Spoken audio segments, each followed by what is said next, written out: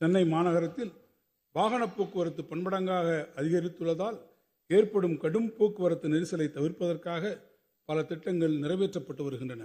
அதன் ஒரு பகுதியாக வேளச்சேரி, கிண்டி உள்ளிட்ட பகுதிகளில் வசிக்கும் சுமார் 7 லட்சம் மக்கள் பயன்பெறும் வகையில் வேளச்சேரி பிரதான சாலையில் இருந்து குருநானக் கல்லூரி சந்திப்பு வரை 3 கிலோமீட்டர் நீளத்திற்கு ஒரு மேம்பாலம் 310 கோடி ரூபாய் மதிப்பீட்டிலும், அதேபோன்று ரயில்வே துறையுடன் இணைந்து கொருக்குப்பேட்டை ரயில்வே மேம்பாலம் சுமார் 1 லட்சத்திற்கும் மேற்பட்ட அப்பகுதி மக்கள் பயன்பெறும் வகையில் 70 கோடி ரூபாய் மதிப்பீட்டில் பெருநகர சென்னை மாநகராட்சி சார்பில் அமைக்கப்படும்.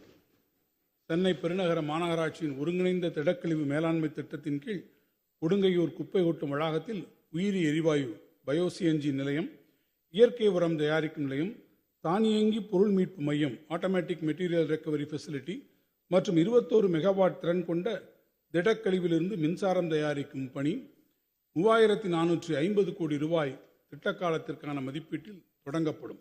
இதைப்போன்று திறன்மிக்க திடக்கழிவு மேலாண்மை மற்றும் மின்சார உற்பத்தி செய்யும் பொருட்டு சென்னை மற்றும் தாம்பரம் மாநகராட்சிக்கு அருகில் உள்ள நகராட்சிகள் மற்றும் பேரூராட்சிகளுக்கு பயன்படும் வகையில் திடக்கழிவிலிருந்து மின்சாரம் தயாரிக்கும் ஆலை waste to energy plant Tambaram மாநகராட்சி பகுதியில் நிறுவப்படும்.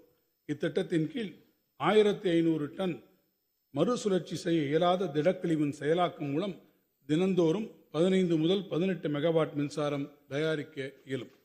நகர்ப்புறங்களில் வசிக்கும் மக்களுக்கு தூய்மையான மற்றும் பசுமையான வாழிடச் சூழலை உருவாக்கும் பொருட்டு அடையாறு நதியை மீட்டெடுத்து அழகுற சீரமைக்கும் திட்டம் 1500 கோடி ரூபாய் மதிப்பீட்டில் தனியார் பங்களிப்புடன் தொடங்கப்பட்டுள்ளது. 30 மாத காலத்திற்குள் பணி நிறைவடையக்கூடிய வகையில் இந்த திட்டத்தின் முதற் கட்டமாக சைதாப்பேட்டை முதல் திருவிக பாலம் வரையிலான பணிகளுக்கு முன்னுரிமை அளிக்கப்பட்டு 15 மாதங்களுக்குள் இப்பணிகள் முடிக்கப்படும். பருவநிலை மாற்றத்திலிருந்து மீட்கும் தன்மையுடைய 7 மழைநீர் உறிஞ்சும் பல்லுயிர் பூங்காக்கள் ஸ்பாஞ்ச் பார்க் சென்னை பெருநகர பகுதியில் 88 கோடி ரூபாய் மதிப்பீட்டில் உருவாக்கப்படும்.